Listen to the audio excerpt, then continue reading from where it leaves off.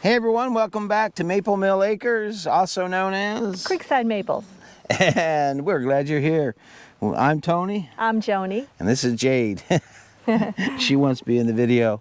Today we're going to do a complete tour around of the Woodland Mills HM126 setup. We've had some questions come in about height of the deck and how I load my logs. So we're going to show everybody and hopefully answer those questions. Absolutely. So thanks for watching. And if you haven't, hit that subscribe button. We appreciate it.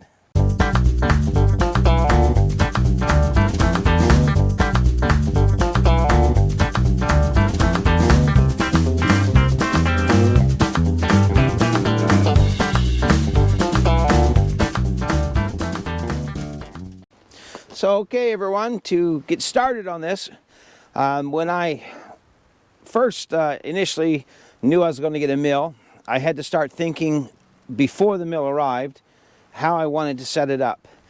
The things I thought of were comfort.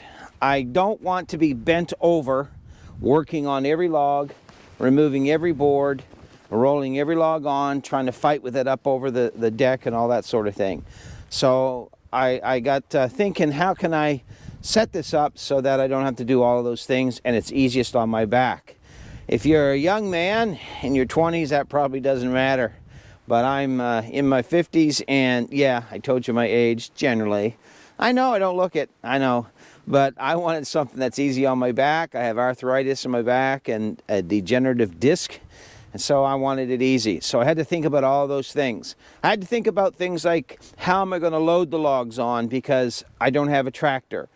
And so I had to think, what's a good, I guess, resolution for that? How do I solve that problem until the time comes when I can get a tractor? So I'm going to walk you through some of these things. As you can tell, I'm dressed like the Stay Puft Marshmallow Man. And it's cold here today. The sun's finally shining, but it is cold, cold, cold. It's about -10. So we're just trying to stay warm while we're doing this. So let's get started.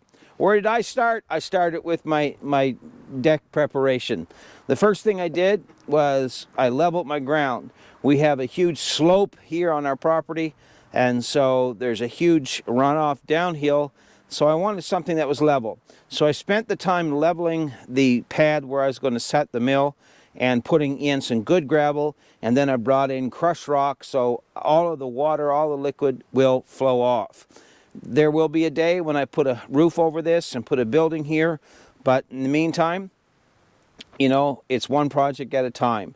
So we got all of that done, and then my deck itself, it is down in the ground. I took pressure-treated 6x6s and I put them down in the ground 3 feet. The reason I went 3 feet, because I had to get below the frost line here. The frost comes into the ground and the ground will heave here, so I wanted to make sure I didn't have my mill deck moving in the wintertime. So they're down there 36 to 38 inches, and they are encased in concrete. I, again, wanted it solid. There's some big logs going on the mill. I didn't want the mill moving or anything like that.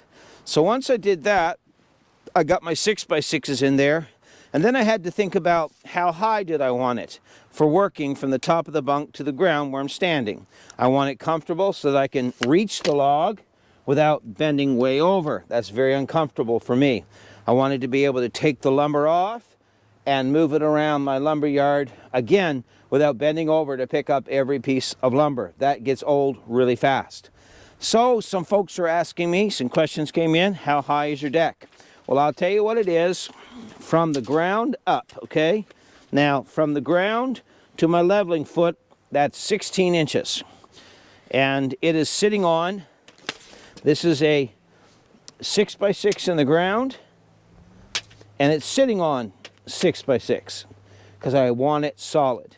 I put cross braces across from one side to the other so that there's no movement. And then I took a regular piece of 2x6 and set it on top of the 6x6. In one of our other videos, you'll see I mentioned don't set a steel foot, leveling foot on top of pressure-treated lumber, because the chemical that they use in pressure-treated lumber will react with your metal and it'll corrode the metal on your leveling feet. So just put a plain 2x6 there. And then from there to the top, So from ground to the top of my bunk, I'm about 22.5 inches, or to the top of the rails, excuse me. And then if I go from the ground to the top of my bunk, I'm right about 27 inches from where I'm walking to here. I keep this area cleaned so that it doesn't build up and change the height that I'm working at. Very important to keep a clean environment when you're working. So that's kind of what I did there. It's all hooked together with structural screws so that there's no movement, some metal tees, and all kinds of good solid stuff and hardware that goes into it. So that's basically the measurements. How wide? Well, my deck is from side to side. Let me see here if I can get it over there. Got some sawdust in the way. I'm right at 32 inches from outside to outside. Now, you can look on the Woodland Mills website, and they have all of the information you need to build your deck width-wise so that it lines up perfectly with your leveling feet. The thing that I wanted to make sure of, when you're building these decks, make sure your measurements measure from your center bolt of your leveling foot to the center of your deck, because you want the leveling foot to sit right in the middle of that thing so that if you need to adjust it a bit, you can. And then once I got that done, I fastened my leveling feet down to there, and it works perfectly. So that's kind of the setup that I have for my mill. One thing I did, I paid a lot of attention to this, and I looked, we live in a very windy area. The wind blows here constantly. So I wanted to make sure that I knew which way the predominant winds were blowing here. Why? I'm making sawdust. The last thing I want is sawdust blowing in my face every time the wind blows. So I set my mill in accordance with which way the wind is blowing predominantly here. To some, that may be a trivial thing, and it may not matter to where you live, but it matters here because of how much wind we get. So that's how I set this all up. And as you can tell, it works great. The mill's working good. Now, what else did I do? Well, we have to load the logs. So what do we do to load the logs? All right, I got thinking about it. I want to be able to get the logs up and roll them onto the mill. So let's walk around here a little bit, and I'll show you kind of what I built here. Gotta watch the sun there. So this is my log loading deck. So I've got some logs up on there now. Let me move this PV. Now, what did I do to build this? Well, it's pretty simple. Again, I wanted it so it's the right level, the right height. So I took some 6x6s. I milled these. They're actually 6.5 by 6.5. And I set these on top of 6x6s down in the ground. 1, 2, 3. And they're down in the ground over 3 feet in concrete so it doesn't move. What I've done here is made it so I can roll these logs right up here. Now, if you'll follow me with the camera, how do I get the logs from here onto my bunk? Well, you have to make sure to start with. I didn't want my logs dropping down at all. I didn't want them to hit the front of my green bunks.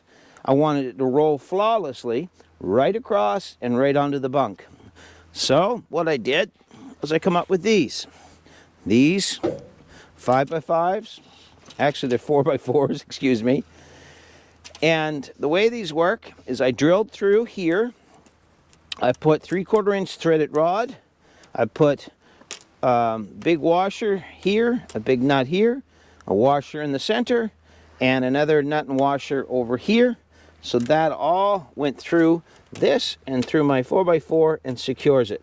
So that, as you can see, it makes it so it swings down when I want to load the log and back up out of my way so that I can have my walk-through area. One thing I did is I notched this so that it comes right down and it lays right on the lip of my rail. It catches right on it, keeps it stable and sturdy, doesn't move side to side, so that my log now rolls right across, right up. And as you can see, it's right onto the bunk very easily. And I have the same thing on this side here. Just flip them up, put them down, and it's done. And what I like about them is they're solid and I can move them out of the way. If I ever break one, I just have to take the old piece off, re-drill another piece, and put it back on and make it solid. So that's how I roll it right up on here. One thing that I paid attention to is I wanted it to roll smoothly on my loading bunk. So I actually, it may not look it because this land is deceiving, but I made it 1/8 lower in the front than it is in the back. That way, the momentum is just enough that I don't have to work hard at moving those logs across my loading deck here at all. And they'll literally roll right up on there. I've maxed out the mill with logs, loading them this way, and it's very easy to do. I just simply use the PV to roll them, and it works great. So we'll come around back here a little bit.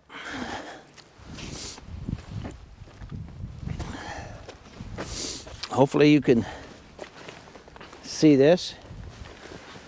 Now what we did in the back here, I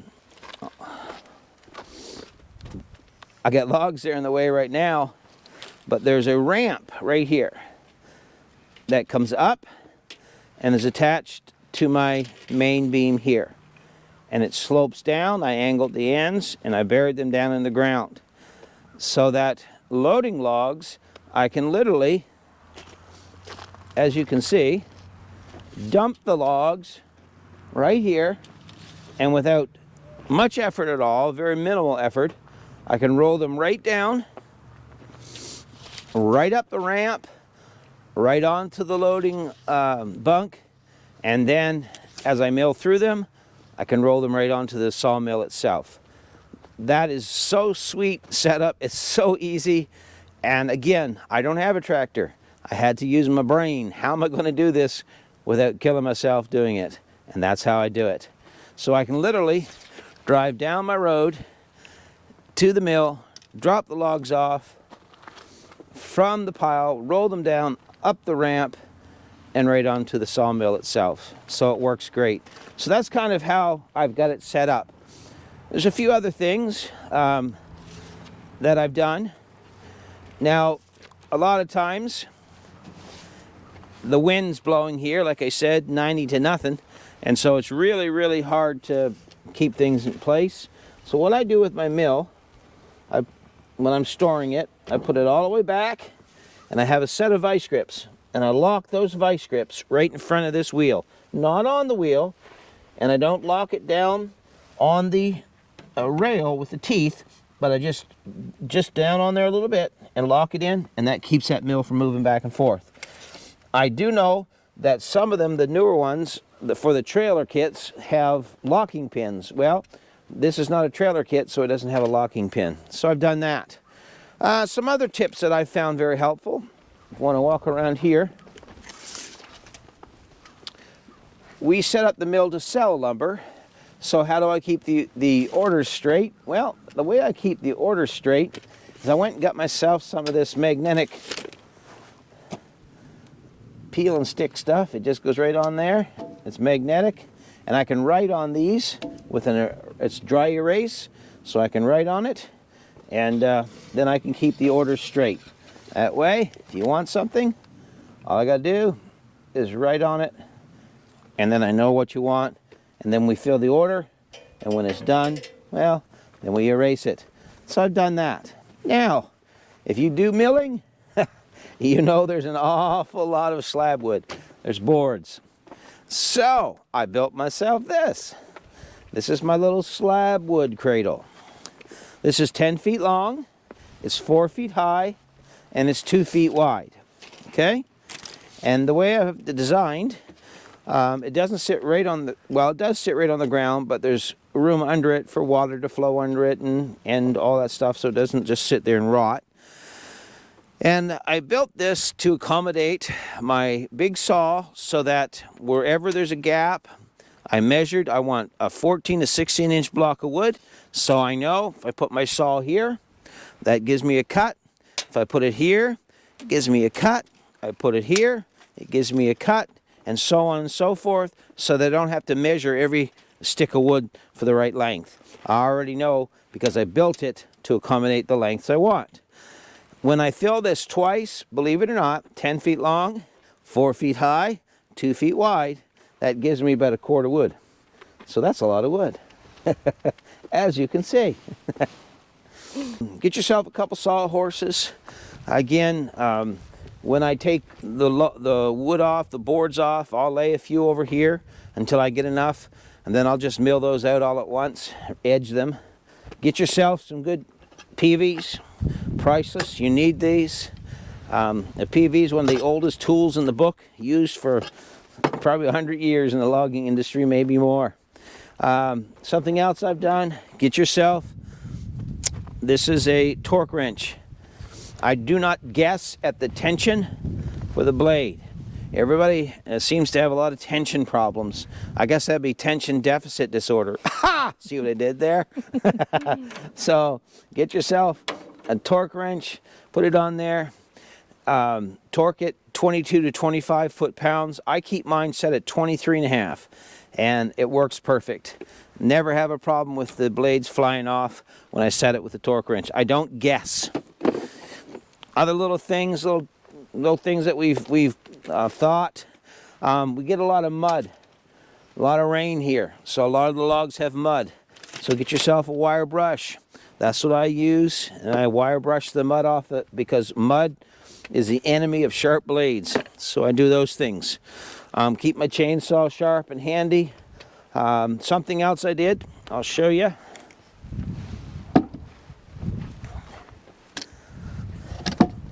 Now, when you get these mills, they come with the long log stops and the short log stops for the back here.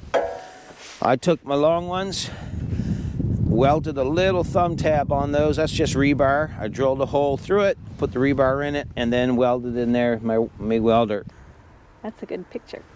So, anyhow, the reason I did that is because when these come, they come flat or bare without the thumb tabs.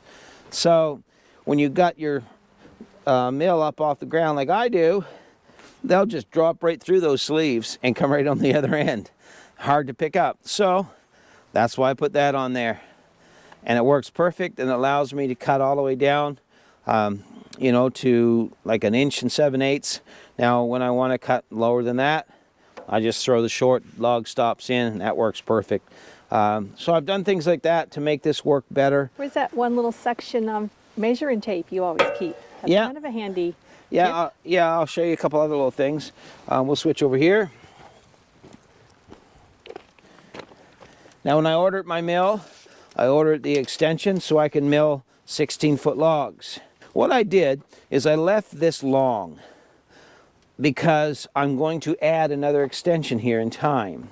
So I didn't want to just cut it short, so I made it a little longer. So I looked ahead down the road and thought, okay, I want to add another 4 or 6 foot extension, so let's leave ourselves enough room to hook onto solidly so we can do that. And so we'll be doing that in the spring. Last, my wife mentioned the measuring tape. Now you can do what you want, but I got this idea from a good friend of mine, Steve Trimper, and this here is just an old measuring tape I had, and you can keep one of these clipped onto your belt or onto your pant, whatever you want to do. But I find I'm not reaching for that much, so I've got a old piece of tape measure. I just snipped it off. Mine's cut there at 22 inches exactly, and I just keep this right in my bunk behind the mill, and then I just pull it out. It's got this little lip on it. It's a little magnetic lip, and so it just stays right there.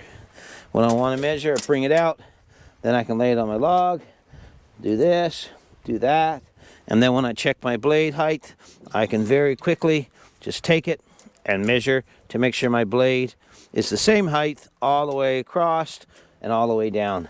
So just neat little tricks that I've learned to make things work better, expedite everything. Some folks were asking, what do you put in your tank so that your lubrication doesn't freeze? I use windshield washer fluid. It works wonderfully. doesn't freeze. I get the stuff that can handle the colder because we're up here in the north in Canada, and it gets cold here, as you can tell, the way I'm dressed. But I put it in there and it never freezes. So it was down really cold last night and it's still fine. In the summertime, I just put water with a little teaspoon of dish soap, and that works fine. And so that's kind of my setup. Oh, by the way, I forgot to mention what we do with our sawdust. Honestly, what we do here, because we have such a slope and big gullies, we're just using our sawdust. We push it down out of the way. All this kindling wood, it goes into the cradle, and this is all junked up and thrown into the pile for kindling. We use it, we sell it. We burn it at the sugar maple shack, and all of our sawdust, it gets pushed down here because we're trying to fill in a really big wet spot here. But more than that, we also use it in our chicken coop. We use it in our nesting boxes. We've used it in the pig pen when we had pigs. We use it in the garden. We put it around the blueberry bushes. All kinds of uses for the sawdust. So nothing goes to waste here. We use every single ounce of everything we have here. The slab wood gets burnt, it all works. Some people ask me, how do I keep my mill clean? Well, it doesn't look too clean because we just shut the mill off. But what I use, I have a leaf blower. It's a just runs off the battery, a cordless. And we keep it down here, and at the end of the day, I just take that leaf blower, turn it on, I blow all the excess sawdust off, things like that. But you will need to keep your guides clean. I try to clean mine out. Of course, we've been milling, so they're dirty right now.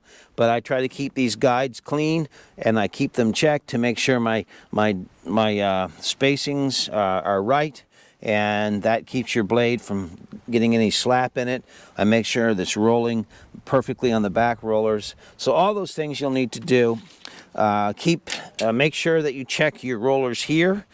These little cleaners, these pieces of steel they have, it's just cable, and those ends, they roll down into these wheels, as you know, and it's supposed to keep all that mess out of them. But sometimes it'll build up, especially when you're using, milling pitchier wood and it's colder. So keep an eye on those, because what happens is if these wheels build up with dirt, it's going to offset your cut. So you want to keep those clean. So keep an eye on things like that. They're really good at keeping themselves clean, but I do check them.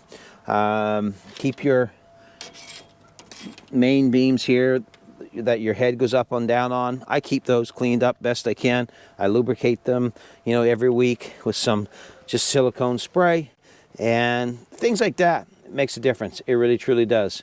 Keep your mill clean. Keep the air system blown out good. Check your oil.